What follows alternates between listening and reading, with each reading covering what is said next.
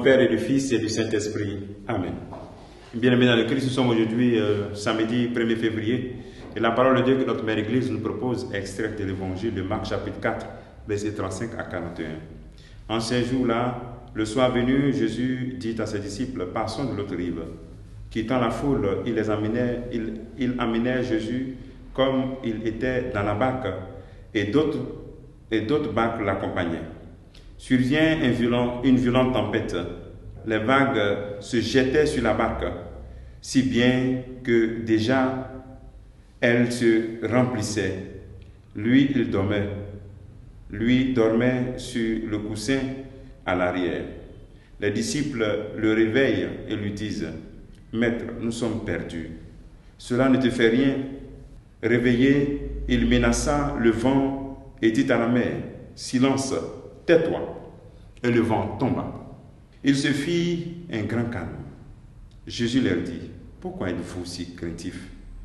N'avez-vous pas encore la foi? » Saisis d'une grande crainte, ils se disaient entre eux, « Qui est-il donc, celui-ci, pour que même le vent et la mer lui obéissent? » Acclamons la parole de Dieu.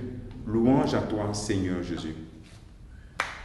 Bien-aimés dans le Christ, souvent nous sommes comme ses disciples dans notre barque, sur la mer de la vie. Et Marc nous montre et nous présente comment Jésus doit être au milieu de la communauté chrétienne. La présence de Christ au milieu de la communauté chrétienne. Au milieu de notre vie, comment Jésus se présente. Ici, nous avons une communauté dans une situation de désespoir, avec ces vents violents, l'eau qui remplit dans la barque, ils vont être noyés. Et voici que Jésus dort, pendant que tout cela se passe. Alors le Christ dit aujourd'hui aussi, comme ses disciples, est-ce que tu l'as mis dans ta barque? Est-ce que tu as joint Jésus réellement à ta barque? Premier élément. Deuxième élément, lorsqu'il y a la tempête, et que tu as l'impression que Dieu ne t'entend pas, qu'il ne t'écoute pas. Est-ce que tu cries encore comme ses disciples ou bien tu gardes la foi? Est-ce que tu cries, Maître, nous sommes perdus, cela ne te fait rien, depuis des années je crie vers toi? Le Seigneur nous appelle à la confiance. L'attitude de Jésus qui dort est l'expression de ce Fils de Dieu qui fait confiance, à tel point que dans la tempête, avec ce vacarme, ce bruit des vagues, il ne peut pas se réveiller. Il a confiance. C'est l'image que le Seigneur veut nous donner aussi. Nous, si nous l'avons mis dans notre barque, nous devons avoir confiance en lui. Quelle que soit la tempête, confiance. Confiance, ma fille. Confiance, mon fils. Je suis avec toi. Mon nom, c'est Emmanuel. Dieu avec nous. Mon nom, c'est Jésus. Le Seigneur sauve. Confiance. C'est le troisième élément que nous devons garder en ce jour. Et dernier élément, bien entendu, dans les situations de désespoir, il ne faut pas avoir peur. Si Jésus est dans notre barque, nous n'avons pas laissé la peur nous atteindre. Si le Maître est avec nous, qui pourra être contre nous? Si le Maître est avec nous, qui pourra être contre nous?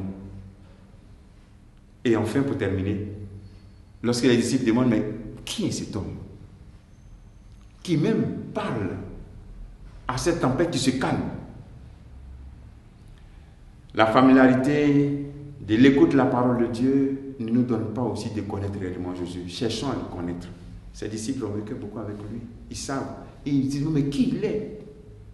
Il est bon de travailler à connaître, à te former, à rechercher des occasions de formation pour connaître réellement qui est Jésus. Que le Seigneur nous donne cette grâce d'être animé de cette confiance, de dormir tranquillement. Combien de fois tu ne dors même pas la nuit, en train de te préoccuper? Tu n'arrives même pas à dormir.